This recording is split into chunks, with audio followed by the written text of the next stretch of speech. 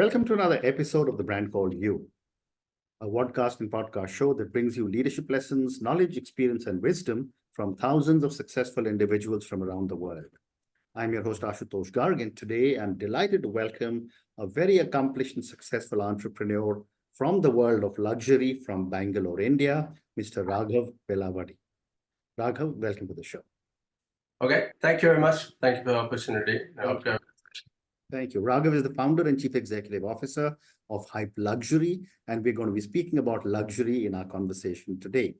So Raaghav, my first question, tell me a little bit about your own journey of founding Hype Luxury and what inspired you to enter luxury mobility. Great. Yeah. So, back from my corporate days until my previous startup, which was in Switzerland, I drove all fancy cars in the US and in Europe.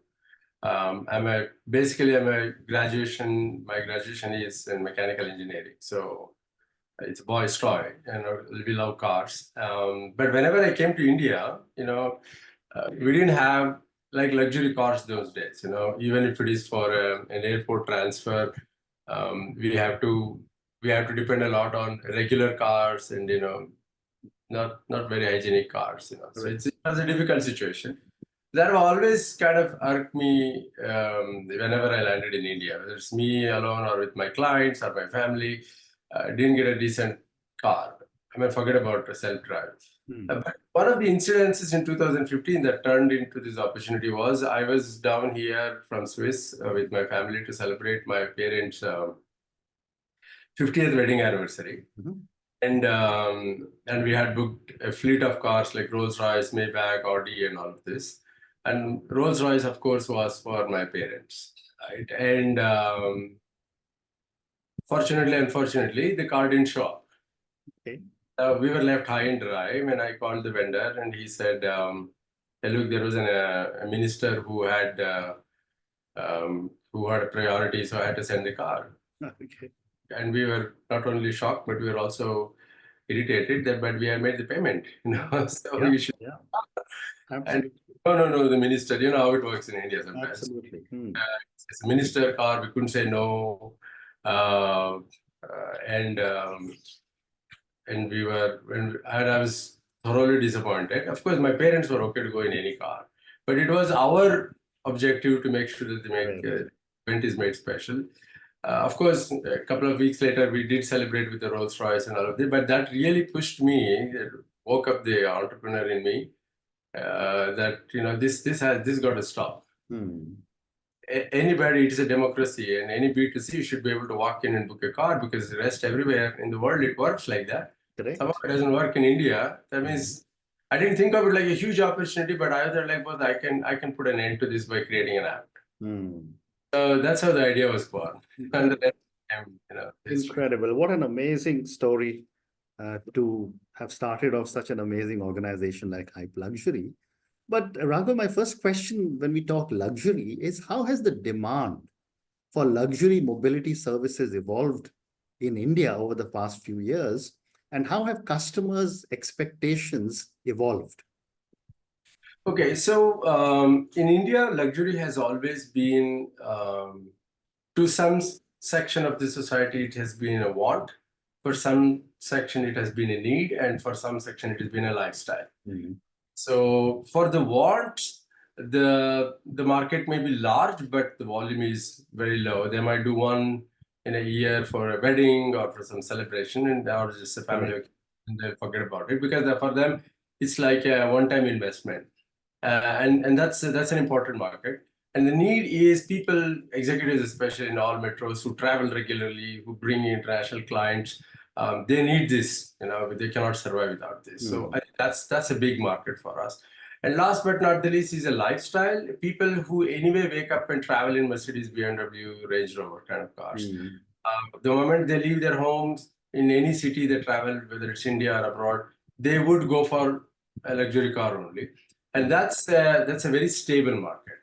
It's a predictable market. So look at it,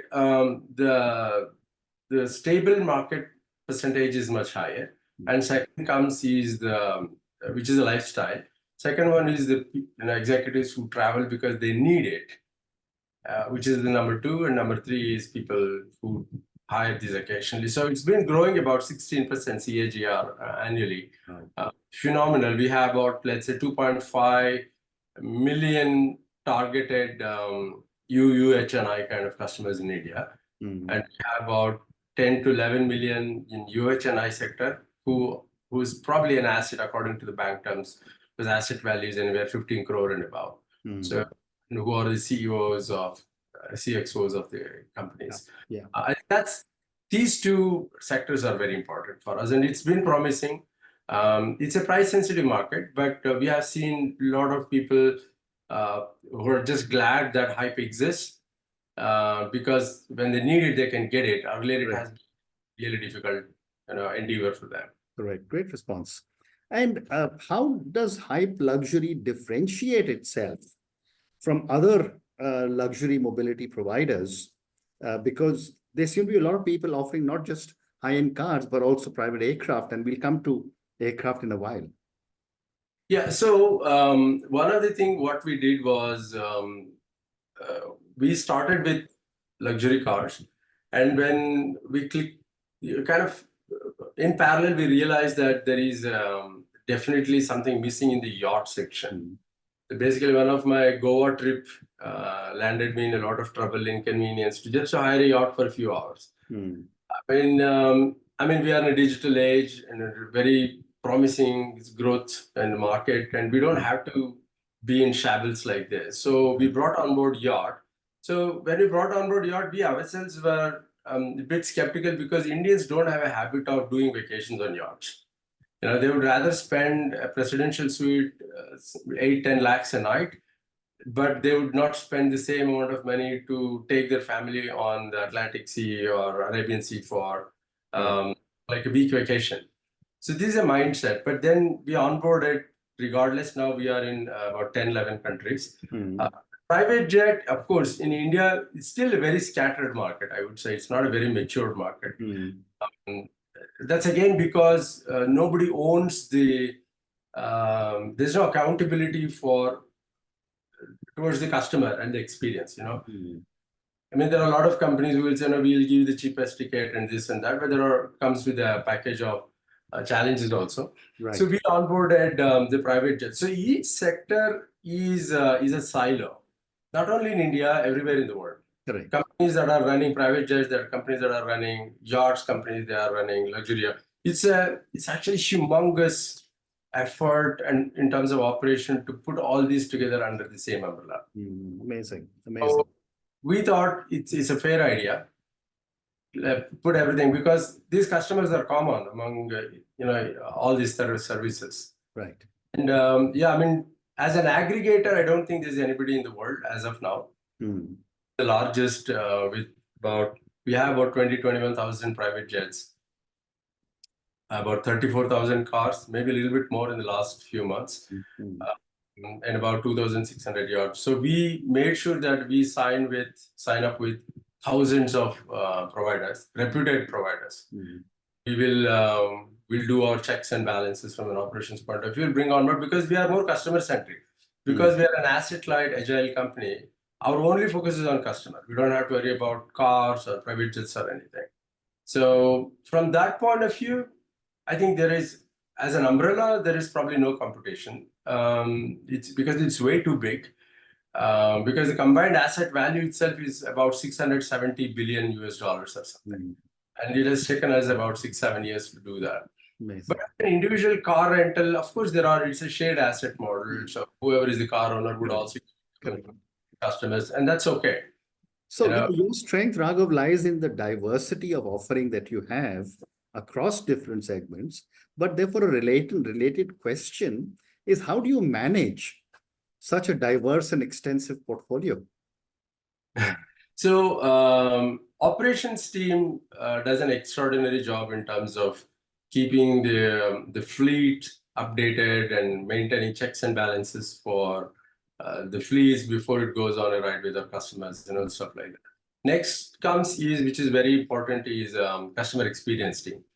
They are constantly in touch with our customers and any new announcements. Like last week, we launched about two Bugattis and one McLaren in Los Angeles. So we made sure that all of those UHNI clients get a WhatsApp message and get a hello.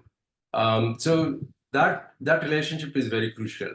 And that relationship is possible because the founders are not some kind of a 20-year-old college dropout kind of people, because in luxury, probably that doesn't work the way it works in a typical fintech startup where people are proud of saying that I'm a college dropout and I raised 100 million.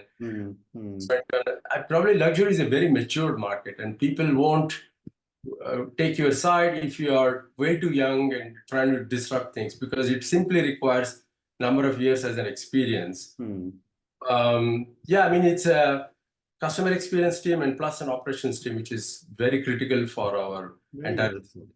Very well said. But, continuing with your comment on customer experience, how has your experience been on the evolution of customer experience of the UNHI segment? And how does Hype Luxury ensure you give top-notch service? Yeah, good question. So first of all, we have, let's say in the last 6-7 years, we have tried a lot, and it's an ongoing effort to make sure that the customers' requirements are met, and we have a profile of the customers. We know their needs. Let's say if somebody wants to take a private jet, we know that the customer preferences are Swiss chocolates and whatever type of linens that we use, even the wet tissues that we use, the type of olive oils that they use, and whether they want warm food or certain language preference. So we have all of these things. So these are automatically kind of catered to, whether it's you're hiring a car. Normally cars go out just with a driver. We introduced that there has to be a satellite-based GPS tracking system for safety and security. Convenience is our biggest bonus point, because customers can book seamlessly through our apps and websites. And we have made sure that if customer last time had asked for a Starbucks coffee, there is a Starbucks coffee every time he boards the car. So each and every small aspect has been taken meticulously care of by our team. What makes the customer is he just feels comfortable the moment he enters any of our fleet. I think that's far more important, because we understand the seriousness of time. Correct. And he probably doesn't have time. He probably is not in a mood to dispense his emotion on some errands, some errors. There is no room for errors. It has to be top-notch quality, right? For that, we should have understood the customer. Even for the first-time customer, there is a proper profiling that goes on the moment somebody books. Somebody is going to call and interview. Where are you going? What is the purpose? And do you need anything extra to accessories or drinks or tissues, masks? So the entire requirement is kind of onboarded. It's not just you book a car and the car will go. If you see now, because at the bottom line is it's an experiential industry. Correct. Well said. If people don't have a good experience, whether it's Mercedes or Rolls Royce, you can ruin their day in a minute. Very well said. Given the size of your fleet and the huge operations that you have globally, Raghav, what is the role of technology in your operations and customer service? Huge, actually. Technology plays an extraordinary role. We have a lot of AI-driven systems now. Earlier, we used to do a lot of things manually. So thanks to GCP, kind of Google Cloud technology, which comes to us for free because we are one of the Google-funded startup from the day one. We have also, in the last about 1 year almost, we have onboarded, we have built-in AI technologies that seamlessly navigates through customer experience and connects with the type of fleet and the best options, or there's upgrades. Everything is managed from a back-end technology. The manual intervention here and there, but I think the invention and the intervention of AI kind of advanced tool, it helps a lot in making our back-end operations and also the customer experience, because there's a new person today who is filling in for someone and who has the profile, but he or she doesn't know the customer. So it gives you all the details, starting from his LinkedIn profile to an Instagram profile, where this person has traveled, how was his previous travel, was there a feedback? everything comes to us. So what happens is there's virtually a dictation to the experience manager, Right. which seamlessly transitions into a very good experience for the customer. Very interesting. The other aspect, Raghav, that I was wondering when I was, preparing for my conversation with you, is that with such a large fleet of jets, yachts, and cars, are you ever confronted with challenges of sustainability? Yeah. So first of all, let's start with cars, which is the most difficult part. We do not have, you can read it in any sense, but especially starting from India, because we started in India, we don't have any cars, or probably the least of the cars that are not adhering to Euro 3, 4, 5. Yeah. Right. That means we onboard cars that have a commitment to sustainability or carbon footprint. Otherwise, we don't onboard that car. So most of 90% of our fleet are either Mercedes, BMW, Audi, Range Rover, and probably Toyota. Not all Toyotas, but we have some Toyotas.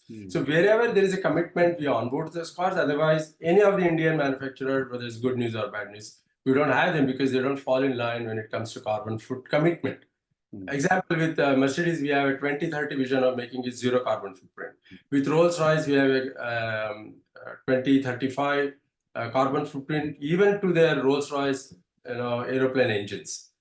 So when it comes to aircraft, we need a lot of certification. In India, we can get away without doing any certification. But when you take private jets, for example, in Europe, UK, and US, this carbon footprint is a major certification which is required for us, which is built into our fleet anyway, fleet list. So that means we constantly monitor, saying that, boss, in next 2 months, your certification is going to go offline. You need to renew it. It's not only the carbon footprint, but we're also talking about how their crew is being hosted in any hotels, how they are traveling. Everything matters to us. It's not when customer is on board in the air, only that part is taken care of, and rest everything is unattended to.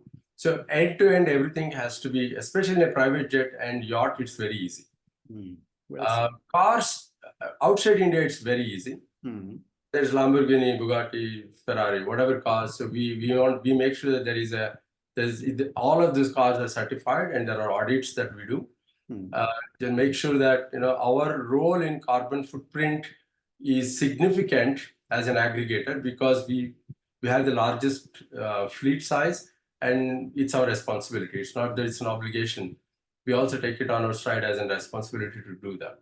And we are partnered with not only the carbon footprint from a sustainability point of view. We have a 360-degree approach. One is a human approach, where we have partnered with UNICEF, where there is a children, boys and girls, and a health and education program that's done.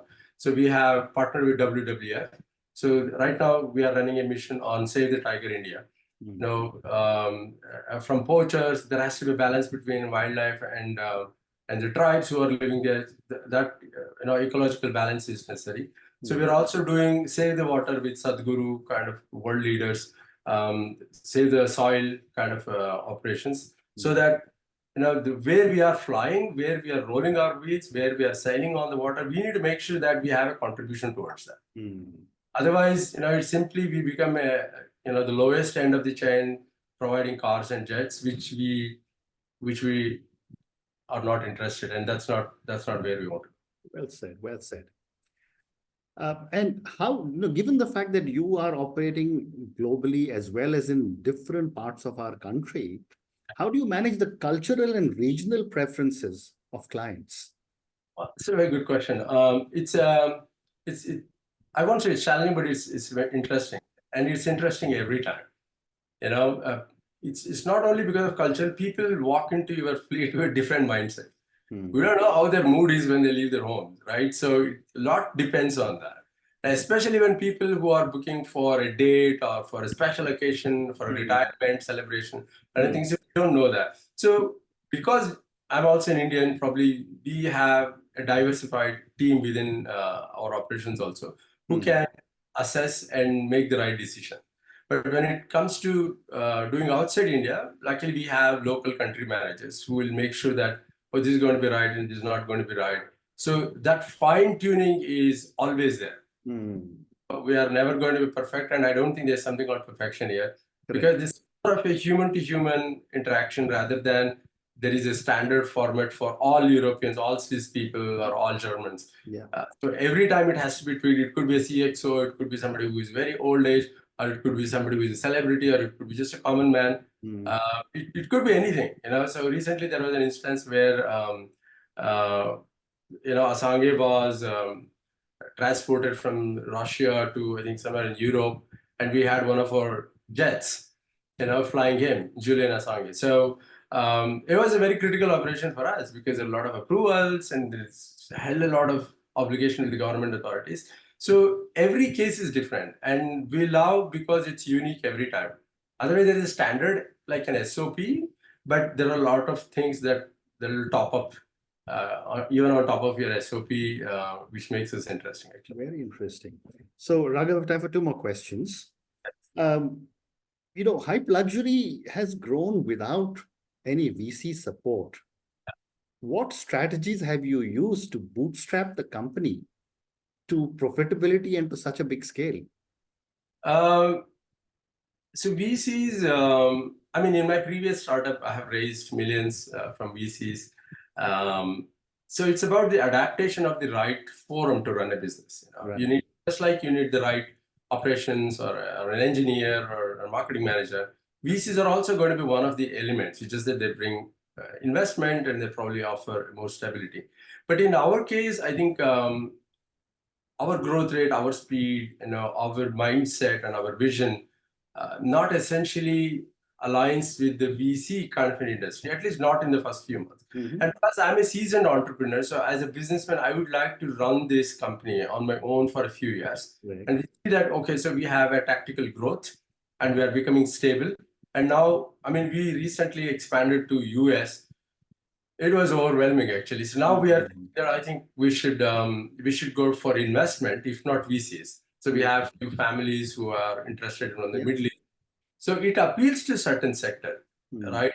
So we may not be from the numbers and growth and all other demographies. I don't think VCs can have that much of patience and endurance to support a niche business like us. It could be any business. It could be an afro. It could be anything. It could be a luxury. So they look for kind of a fast food.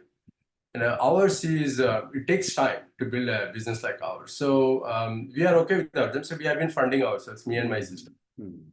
But we have now a few families who are interested. I think in about 12 months, I think we will definitely go for funding. Amazing, amazing. And my last question to you, Raghav.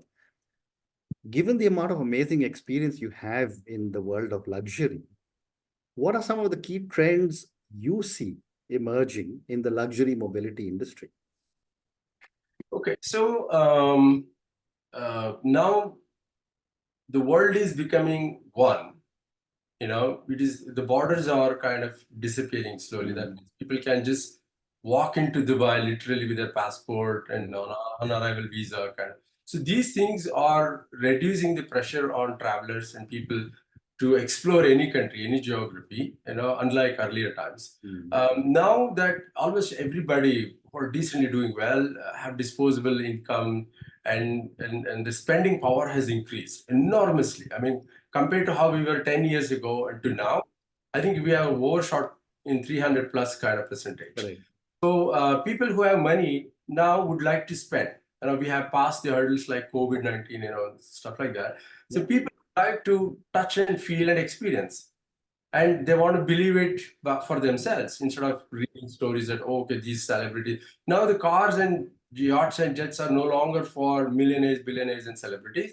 And it is for everybody. And that was one of our core objective, that how a B2C or a direct, any common man can just walk in and have a great experience, So from a growth point of view, from how people have changed their mindset, it has changed a lot. And people who go to, let's say, Los Angeles now, instead of booking an Uber, if you have a few $1,000s which you want to experience, why not a Ferrari? Why not McLaren? Because everybody's always, it's an eye candy for people. Yeah. wrong in trying is, and we have near shores like Dubai and Singapore where you can drive extraordinary cars. And luxury is something that once you do it, you have the inclination to come back again and again. Absolutely. Because you believe that, okay, so even if I spend, I'm not going to go bankrupt or anything, right? So I deserve to feel better. Those kind of feelings are much more prominent now. It has taken front stage. So people are accommodating these, they're pushing their envelope to spend more because they have started feeling that both experience is everything. And if you see worldwide post-COVID, almost all the 5-star, 7-star hotels are doing extraordinarily well even before the times of COVID. So automatically, these kind of pandemics have brought in the awareness, which we would have struggled in the next 10 years. So, yeah, I mean, the mentality shift, the markets are changing, the economies of the countries are changing. So people spending power is increasing, which is good for business. What an amazing perspective. And on that note, Raghav, just want to say thank you so much for speaking to me about your own journey, about how hype luxury really came into being just 5 or 7 years ago. Thank you for speaking to me at such length on so many different aspects of luxury, which is between private jets, luxury yacht, luxury cars, and I'm sure this is just the beginning for so many new things that you're going to be doing. Thank you also for speaking to me about customer experience, customer preferences, and how markets are beginning to change. Right. Thank And you for speaking to me, and good luck. Sorry, one last thing I Yeah. wanted to mention, which is very important, is at Hype we call as laws of Hype, LAWS. We have land, air, water, and now we introduced 2 years ago space. Oh, wow. You might wonder what is space. So we always have been ahead of the market and the curve.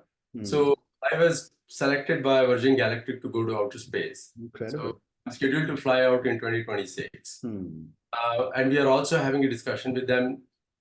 We are going to partner with them so that we can curate the audience, try and bring up the awareness, and send people from India to Virgin Galactic for this partnership, and they can go to space. So in about a few years, almost anybody who has a decent amount of money can fly to outer space. So that has opened new doors. And I mean, doing all these things, is one thing, and doing all of these things like an undercover operation, like an undercurrent, as an underdog entrepreneur is another thing. Absolutely. And on that note, I would like to thank you. But thank you, and I'm so happy you spoke about the space. So when you finish your trip in 2026, I look forward to another conversation to hear about your experiences. Yes. Thank you, Raghav, and all the very best to you. Thank you very much. You have a great evening. Bye-bye.